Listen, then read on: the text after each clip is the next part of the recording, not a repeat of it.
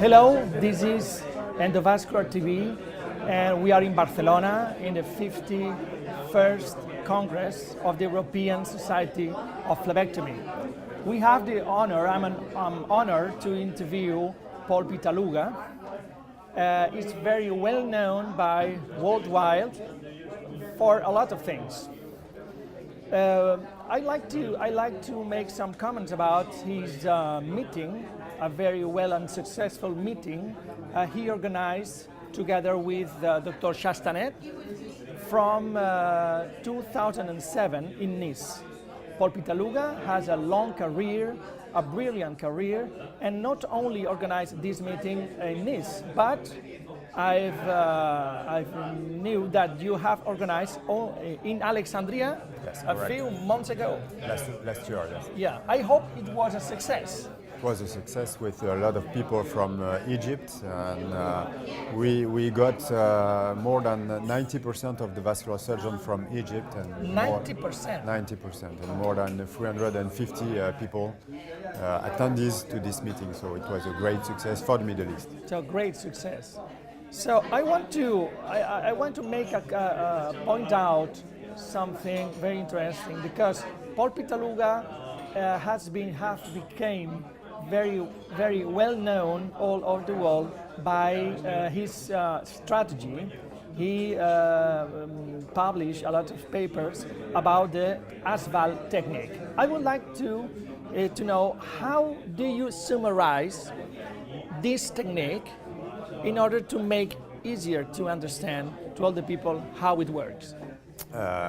First of all, we have to explain what is the physiopathological basis for this technique. This technique is based on the ascending theory for the development of varicose veins, in which the evolution comes from the tributaries, from the varicose tributaries, to the saphenous vein and to the saphenous junction. Therefore, in this concept, you can limit the treatment to the tributaries in order to improve the saphenous hemodynamics, and therefore the symptoms and the chronic venous insufficiency. That is the basic principle for applying this technique. Afterwards, the technique is very simple. It leads to remove the tributaries. We do it by phlebectomy, and the technique is very simple. It's done under local anesthesia and with a very gentle surgery, mini-invasive, non-aggressive, without hospitalization, and it's very cheap to do. Okay. So one question. So I don't want to offend you, but I'm thinking about, how is the origin? You began to do phlebectomies, and afterwards you saw that it worked or not? Or you study which is the physiopathology and decided that the theory of asphalt is the correct theory? It came from my vascular surgeon background. I've learned at all vascular surgeons that the problem is coming from the saphenous vein, and especially from the junction. Yes. Therefore, I've done thousands of high ligation and stripping. But when the endovenous techniques came and emerged, I was a little bit concerned by the absence of crossectomy, of high ligation. Yeah. And I observed that despite the absence of high ligation, the reflux at the junction disappeared. Yeah. And looking at the results at midterm of the endovascular techniques, the frequency of clinical recurrence on the tributaries was at least the double than the frequency of the persistence of a reflux in the saphenous vein, which has been treated by laser or radiofrequency, which means that despite the correct ablation of the saphenous trunk and the absence of prostatectomy, you had a lot of clinical recurrences. And in my mind, I began to think that maybe the saphenous vein is not at the center of the problem. In addition, I began to do ultrasound, which is not usual for vascular surgeon in France. And I've noticed that in almost 50% of the patients, there is no reflux at the junction when there is a reflux on the saphenous trunk. And in 90% of the cases, below the connection with the tributary, there was not reflux on the saphenous trunk. No, it has been a revolutionary observation. And I would like to make some comments. I would like to know your opinion, because there is some misunderstandings between Chiva strategy and ASVAL strategy. There are common points, but there are other points that we are not talking about the same. So please, could you briefly explain? It's very important to clarify this point. Chiva, which has been described before ASVAL, 20 years ago. Late 80s, yes. And ASVAL has the same principle of sparing the saphenous vein. Yeah. That is the only common Common point. Yeah. On Chiva, there is no in Chiva there is no calling into question of the descending theory.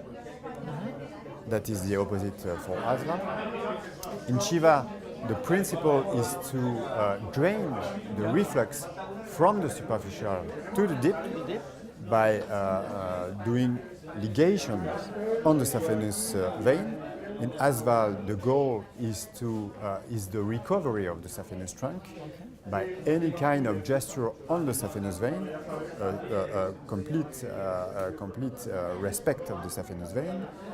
And remember that in the first description from Franceschi in Chiva, there is no phlebectomy. He said that the varicose veins will drain by themselves in the deep venous system. You just have to wait.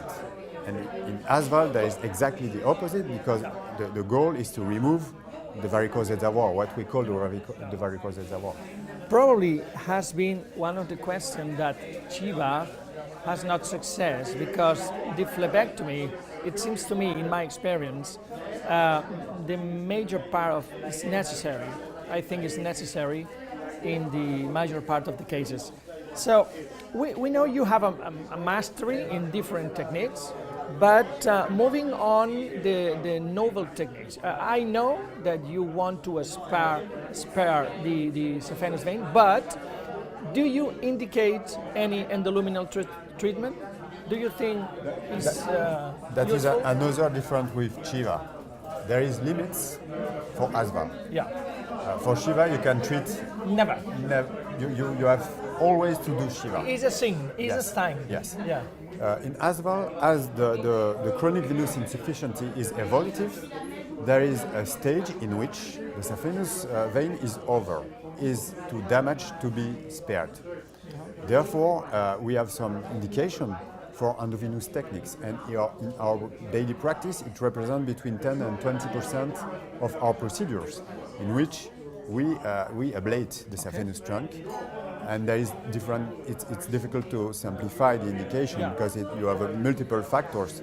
But for summarize, when the saphenous trunk is too damaged, because the saphenous reflux is very long, the saphenous vein is very dilated, or there is too much varicose veins with on different branches, the best option is to ablate the saphenous trunk. So there is indication and contraindication for ASVAL. Okay. So have you had any experience in the Saphion technique, in the cyanocrilato? I have no experience, but I think that if it's based on the same principle to occlude the saphenous trunk, if this occlusion is efficient, safe, and will last for a long time, there is no reason to think that there is no indication for this technique. The advantage is the absence of tumescence, of the need of tumescence. The only question is that you put a glue for which the chemical principle is not really well known at long term. So you don't exactly know what could happen in the future. the only studies has 1 year of follow-up only. So, but in the principle, there is no reason to think that it doesn't work. And finally, I would like to know your opinion about the office-based treatment. You have a very successful clinic in Nice, and how do you treat your patients in the daily basis? You try to go to the operation room. You are beginning to do it in the office. Which is your practice? So actually, we have moved to Monaco. We are not. We are not in Nice. In Nice. Okay. We are in Monaco since 2 months ago. It's very important point. We are handling the patient in order to do as mini invasive as possible, including in the handling, the global handling of the patient. We try to do surgery by phlebectomy under tumescence and etc., as we should have done sclerotherapy. Okay. As close as possible to that. But there is some legislation in France and in Monaco for which and from which we still have the necessity to go to the operating room. But we have set up a protocol with which the patient can come at the clinic 1 hour before the surgery and can go out just 1 hour afterwards, and in 90% of the cases without any workout of time. It's very, very similar to the sclerotherapy. So we could spend hours talking with its brilliant and expert. The only thing I can say is thank you very much for attending Endovascular TV. It's a pleasure. I told before we are here in this Congress with the cream of the phlebology in Europe. Thank you very much. Thank you.